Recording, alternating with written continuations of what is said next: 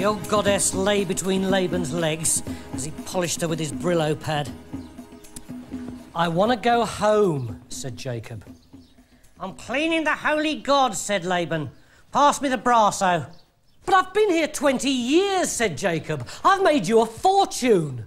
"Not now," snapped Laban. "Hand me the dog-faced thunder god. His nose is going rusty. Look, I just want to take my family and go back to Canaan." "I'm busy," said Laban. "I don't care," said Jacob. "All that money and I'm completely skint."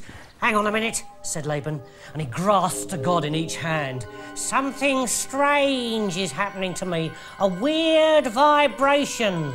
It's the gods. They're possessing me.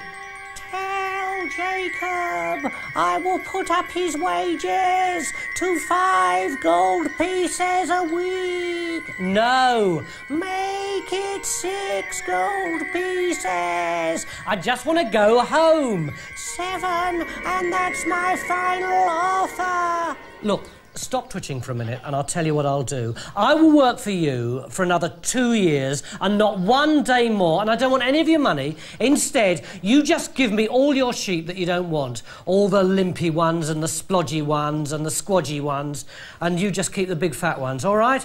"It's a deal," said Laban in his weird, quivery voice. Then suddenly he snapped right out of it. Oh, where was I? What happened?" he said. "I don't remember a thing." "You should buy yourself a couple of raffia lampshades," said Jacob. "These gods would make lovely table lamps." Now, you know those really precocious kids who are always asking dead embarrassing questions in public? Well, Jacob's son Joseph was one of those. Next day, they turned up at Laban's farm for their sheep and... "Dad," said Joseph in this loud, squeaky voice, "why don't you like Grandpa Laban? Is it 'cause he's so rich and you're so poor?" "Shush, darling," said Jacob, blushing. "Is it 'cause you think he's a tight-fisted, stony-faced old swine?" Just then, Laban came rushing out of his house, looking even meaner and twitchier than usual. "I've left your sheep round the back," he said. "Bye!" And he jumped on his camel and galloped off into the distance. Jacob rubbed his hands together. Pretty good plan, this. Most sheep are a bit wonky one way or another. Doesn't mean they aren't any good. He'd probably end up with about 3/4 of the whole flock. Maybe 3,000–4,000 head of sheep. But there weren't 3,000 or 4,000. There were 3. One splodgy one with 3 legs, and one with no legs at all. "Daddy," said Joseph, "I think Grandpa's whipped you off again, don't you, Daddy?" But the months went by, and Jacob worked really hard with his sheep. He fed them from little bottles. He stayed up all night and read them stories. They were really happy sheep. See? And like all happy sheep, they had more sheep. And the 3 became 6, then 16, 160, 1,600, until pretty soon Jacob had 16,000 sheep, plus 3,000 goats, plus a flock of camels, plus a small army of shepherds and goat herds and camel herds. Meanwhile, Laban was having a terrible time. He didn't feed his sheep from little bottles. He whacked them with big sticks. And he didn't read them stories. He got drunk and let them stay out all night. They were really unhappy sheep. And like all unhappy sheep, they started to die. And his flock got smaller, and he couldn't pay his mortgage, and he had to lay off half his men. And boy, did he start hating Jacob. Until one day, he called all his shepherds together and said, "Men, I know you've had a hard year, what with all the redundancies and short time and losing your Christmas bonuses, but you can't say I don't love you." And he gave each one a big package wrapped in pink wrapping paper and gold sparkly string. And inside each one, there was a massive wooden club with big rusty nails in it. "Here you are," he said. "Go and road test that lot for me." The next day, one of Jacob's men was found unconscious in a gully.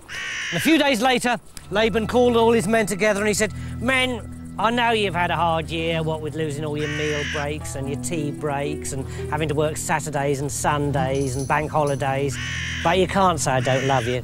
And he gave each one a big package wrapped in green wrapping paper with silver sparkly string. And inside each one, there was a knife with a vicious-looking hooked blade. "There you are," said Laban. "Go and road test that lot for me." And next day, One of Jacob's men was found dead in a ditch. That night, Jacob was halfway through reading his sheep their bedtime story when he fell asleep and had a dream. And it was exactly the same dream that he'd had 20 years previously in the desert. Whoosh! A great beam of light came hurtling out of the sky like a gigantic glass lift full of angels. And this strong, calm, powerful voice said, "Jacob, if you worship me as your only God, you will be the father of a brand new nation." He tiptoed back to his house and woke Rachel and Leah. "Wives," he said, "your father Laban has been ripping me off for years. Now he's trying to kill my men. I'm going back to Canaan and I'm going to be the father of a great new nation." "I'll come," whispered Rachel. "And me," whispered Leah. "And me," said Joseph, popping his head out from underneath the covers. "And me," said Dan and Asher and Zebulon and Issachar and all the rest of their 11 sons. By dawn, a huge procession of people and animals was streaming away from Laban's territory. "Hang on," murmured Rachel. "I'm just going to pop back for a couple of things. And when that mean old father of mine finds out that they've gone, he'll go spare." Laban was twitching so hard, it looked as though his face was about to fall off. "Rustle up a posse," he said. "I'm going to drag Jacob back here in chains." His men came rushing out. "Right, which way did he go?" they said.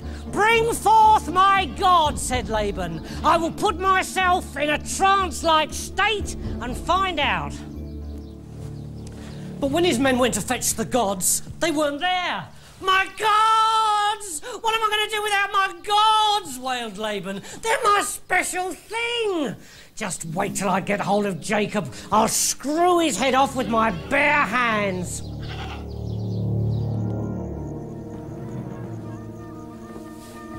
That night, Laban peered down at Jacob's tribe in the valley below. Tomorrow his men would attack. Just time for a little doze first. And he fell fast asleep.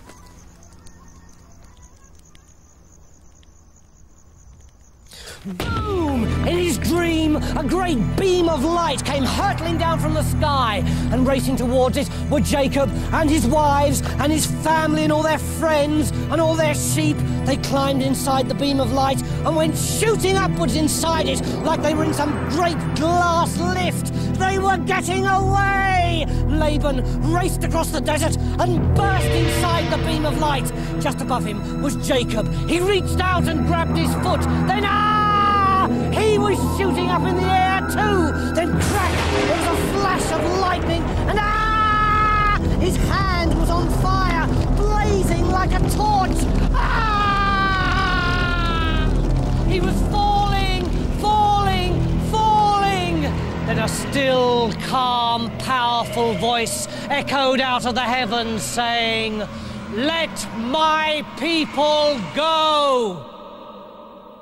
Next morning, Laban rode into Jacob's camp looking pretty shaky. "If you want us back, you'll have to kill us first," said Jacob, drawing his sword. "You can go if you want," said Laban.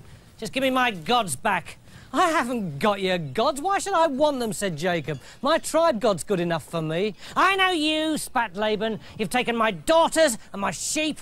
Now you want my gods." "I haven't got them," laughed Jacob. "You can search the camp if you like." "All right, I will," spat Laban, and he rushed off.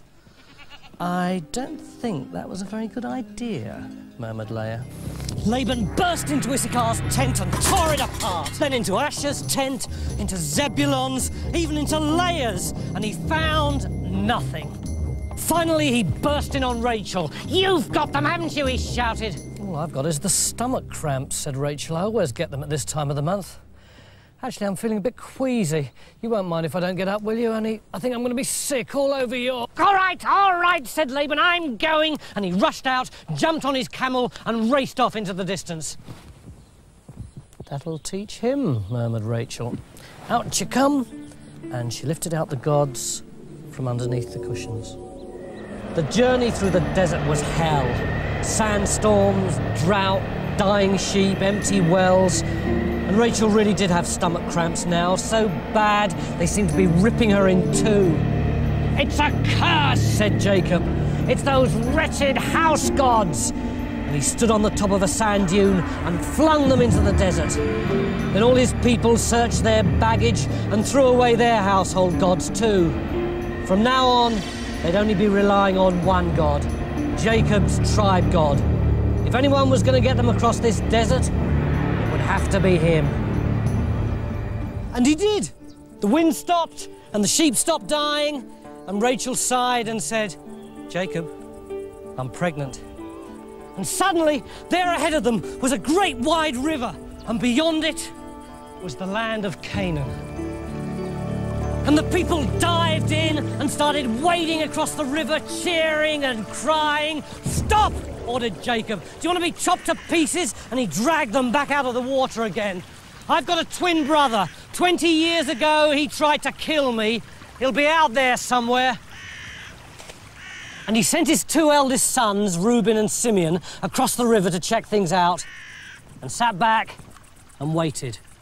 2 days later, they were back. Dad, he's coming this way, and he's got 400 bloodthirsty warriors with him." No, went the people. "Let's go back." "Are you crazy?" said Jacob. "Back across the desert?"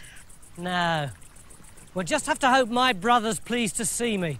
"Why should he be pleased to see you?" "Well, I've got a little idea. I want you to all line up on the river bank and don't cross till I tell you. If this doesn't impress my brother, nothing will." By late afternoon, the last of his people had crossed the river, but Jacob just sat there. Was this really a good idea, or was it just another of his stupid plans that always ended in disaster? Maybe he should forget all this rubbish about being a great leader and buy a little cottage and grow chrysanthemums instead. Suddenly, he felt his spine tingle. He spun round and blam! Something smacked him in the face and he fell to the ground. Standing over him was a man who looked vaguely familiar. "Who are you?" said Jacob. Blam! The man knocked him to the ground again. "What did you do that for?" asked Jacob. Blam! He was down on the ground again. "Call yourself the leader of a nation," sneered the man. "You're just a cheat." Blam! "And a liar." Blam! Jacob leapt to his feet. He grabbed the man, he punched and he tore and he bit. Then there was an almighty splash and Jacob was in the water, forcing the man's head downwards. And at that moment, the stranger spoke again. And it was the same voice that had haunted Jacob's dreams for 20 years. "You have wrestled with yourself and you have won," it said. "You shall be father of a great nation in the land of Canaan, and it shall be known as Israel." Then there was silence, and all Jacob could see was his own reflection, looking back at him from out of the water.